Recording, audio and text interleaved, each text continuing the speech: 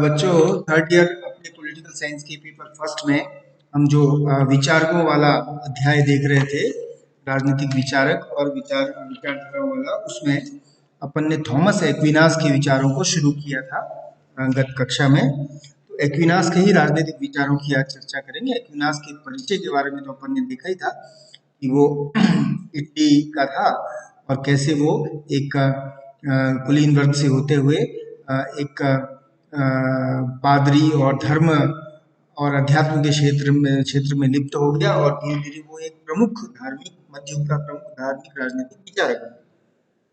और खासकर अरस्तु के ऊपर जो टिप्पणियां हैं, अरस्तु के ऊपर मध्यकाल में अगर किसी ने बहुत अधिक चिंतन किया, बहुत अधिक टिप्पणियां की, उसको उस समय समकालीन परिस्थितियों में लागू करने की कोशिश की थी, तो वो एक्विनास ही था।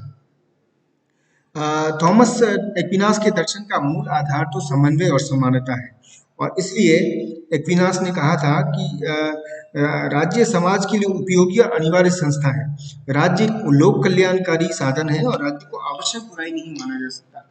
हम बाद के कालखंड में देखेंगे कि किस प्रकार राज्य को आवश्यक बुराई व्यक्तिवादियों ने कहा था, है ना। ये उसके बाद के कालखंड में आता है, जेएस मिल से शुरू हो जाता है। जेएस मिल और एडम स्मिथ और हर्बर्ट स्पेंसर जैसे विचारकों ने राज्य को आवश्यक बुराई की संज्ञा दी थी। तो थॉमस एक्विनास उसकी वो कहता है कि राज्य तो मूल रूप से एक लोक कल्याणकारी साधन है, और इसलिए एक्विनास ने कहा था कि संपूर्ण मानव ज्ञान एक ऐसे पिरामिड के समान है जिसका निर्माण और आधार विशिष्ट विज्ञानों का मिश्रण है, जिसमें प्रत्येक का अपना एक विशेष विषय है। सबसे ऊपर दर्शन है जो बुद्धि संगत शास्त्र है, और समस्त विज्ञानों के सिद्धांतों की रचना इसी आधार पर होती है। अब ये जो है, ये हम देखेंगे बाद में कैसे कि एक्विनास जो है वो अध्यात्म और दर्शन के बीच में विरोधाभास नहीं मानता।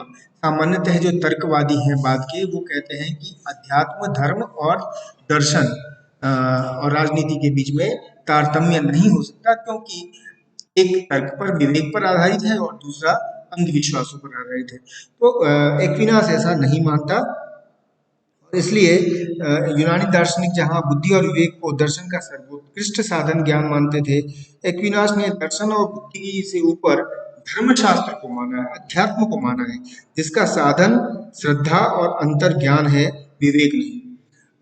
उसने प्रांतों की आत्मनिर्भरता, रक्षा, राष्ट्रीयता का समर्थन किया, साथ ही राज्य की प्रभुसत्ता का अंतिम स्रोत ईश्वर को माना है, और उसके अनुसार ईसाई धर्मशास्त्री संपूर्ण ज्ञान विज्ञान की पराकाष्ठा है।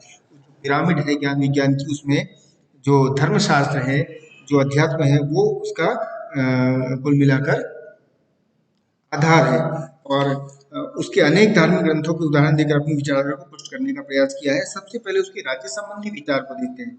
एक्विनास ने अपनी जो प्रसिद्ध रचना है सुम्मा थियोलॉजिया, उसमें राज्य संबंधी विचारों को स्पष्ट किया है।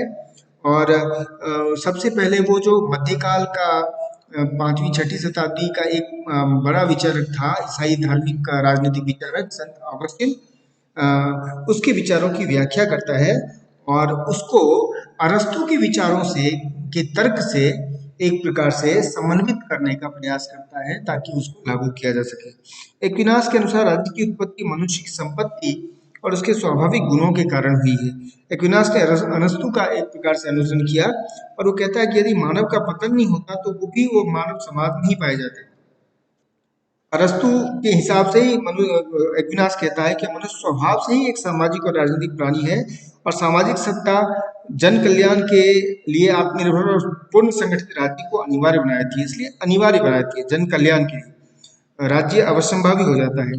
और एक्विनास अरस्तु के नगर राज्य के संबंधी विचारों में संशोधन करते कहता है कि अनेक नगर राज्यों से मिलकर बनने वाले प्रांतों में आत्मनिर्भरता की मात्रा अधिक हो सकती है, क्योंकि इसमें शत्रुओं से प्रतिरक्षा के अधिक साधन उपलब्ध हो जाते हैं। ये जो है एक्विनास का राज्य के बारे में विचार है। और एक्विनास ये भी कहता है कि राज्य की उत्पत्ति तो स्वाभाविक है। ये एक ऐसी क्योंकि स्वाभाविक इसलिए है क्योंकि मनुष्य एक सामाजिक प्राणी है, और वो स्वाभाविक रूप से एक राजनीतिक संगठन बनाएगा। राज्य का जन्म मनुष्य की बुराइयों पर नियंत्रण करना नहीं, बल्कि मनुष्य के संपूर्ण विकास में योगदान देना है।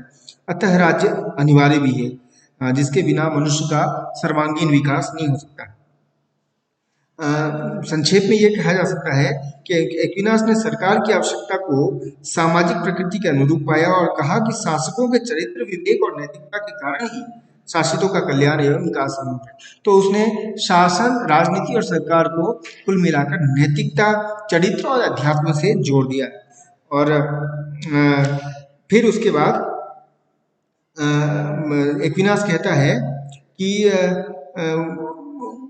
कुल मिलाकर अरस्तु की तरह वो सद्गुणों की व्याख्या करता हुआ उन्हें मोक्ष अथवा ईश्वर की प्राप्ति का साधन बनाता है। वो जो राजनीति और राज्य है वो मोक्ष का साधन है। मनुष्य का अंतिम ध्येय तो मोक्ष ही है, अतः राज्य एक साधन है और मोक्ष की प्राप्ति की ओर ले जाने वाली परिस्थितियों का निर्माण करने वाला कर्तव्य है। इस प्रकार व्यक्ति और राज्य दोनों का ध्येय एक ही है। और कुल मिलाकर इसमें कहीं कहीं वो अरस्तु के समीप भी जाता है अपने इस चिंतन में। इसके बाद जो एक्विनास है वो राज्य और चर्च के बारे में भी अपना एक विचार प्रस्तुत करता है और कहता है कि राज्य की राजनीतिक सत्ता अंतिम रूप से ईश्वर में ही निहित है। इसलिए राज्य और चर्च यानी उस समय की ईसाई धर्म सत्ता का सबकी सर्वोच्च संस्था, वो उसका बहुत ही इंट्रिकेट, बहुत ही मतलब अनन्यता का संबंध है। वो एक दूसरे से जुड़े हुए हैं, एक दूसरे के पूरक है। और कई लोग जो कहते थे कि विरोधी हैं, वो नहीं है। इसलिए राज्य सत्ता को उसने सद्गुण जीवन जीते हुए मोक्ष की प्राप्ति और अग्रसर करना चाहिए। इस हेतु आत्मा का शुद्धिकरण आवश्यक है और ये आत्मा का शुद्धिकरण जो है वो चर्च के माध्यम से ही संभव है। इसलिए चर्च राज्य को निश्चित रूप से चर्च राज्य से बेहतर है, ऊंचा है, लेकिन दोनों एक दूसरे के सहायक हैं, प्रतिद्वंदी नहीं। इसको और भी स्पष्ट करें तो ऐसा है कि चर्च एक सामाजिक संगठन का सर्वोच्च है और सांसारिक संगठन का प्रतिद्वंदी नहीं, बल्कि उसकी संपूर्णता है। और इसीलिए थॉमस एक्विनास के लिए चर्च की आध्यात्मिकता श्रेष्ठता का अर्थ वैधानिक श्रेष्ठता नहीं है, है ना। ये राज्य के बारे में उसके एक्विनास के विचार हैं। और राज्य की अनिवार्यता के बारे में, फिर राज्य के कार्य क्या है, तो कार्य के लिए मैंने कहा कि उत्तम और सुखी जीवन की व्यवस्था करना, जन कल्याण की नीतियां बनाना, राज्य में शांति और एकता की स्थापित करना, राज्य की रक्षा बाहरी शत्रुओं से करना, कानून का पालन करने वाले को पुरस्कृत करना और अवहेलना करने वालों को दंडित करना, और भी बहुत सारे मुद्रा वित्तीय व्यवस्था को और जो निर्बल दुर्बल है उनकी देखरेख करना। एक अर्थों में कई बार एक्विनास इससे आगे बढ़ के राष्ट्रीय राज्य, जो कि कुल मिलाकर औद्योगिक क्रांति पुनर्जागरण के बाद की देन है, लेकिन एक्विनास ने उससे पहले ही राष्ट्रीय राज्यों की अवधारणा का समर्थन कर दिया था। और उसने कहा था कि रीति रिवाजों की एकता और समानता राज्य का सर्वोत्तम आधार है। हम जानते हैं कि राष्ट्र राज्य के सिद्धांत का आधार भी यही एक प्रकार से सेंस ऑफ यूनिटी यानी एकता की भावना ही है। अब वो एकता सांस्कृतिक है, एकता राष्ट्रवादी है, एकता कई प्रकार से निर्मित होती है, निर्मित की जाती है। उसकी एक झलक हम एक्विनास के राज्यों में राज्य के बारे में विचार में देख सकते हैं। ये राज्य के बारे में एक्विनास के विचार हैं। इसके बाद शासन का भी वर्गीकरण किया है, शासन प्रणालियों का वर्गीकरण किया है एक्विनास ने, और खासकर अपने जो उसका ग्रंथ है रूल ऑफ प्रिंसेस में उसने जो ये किया है वर्गीकरण, उसके हिसाब से राजतंत्र, कुलीन तंत्र, मध्यवर्ग तंत्र, निरंकुश तंत्र, धनिक तंत्र और प्रजातंत्र, ये अगर हम थोड़ा पीछे जाए तो अरस्तु का ही वर्गीकरण उसको और विकसित किया।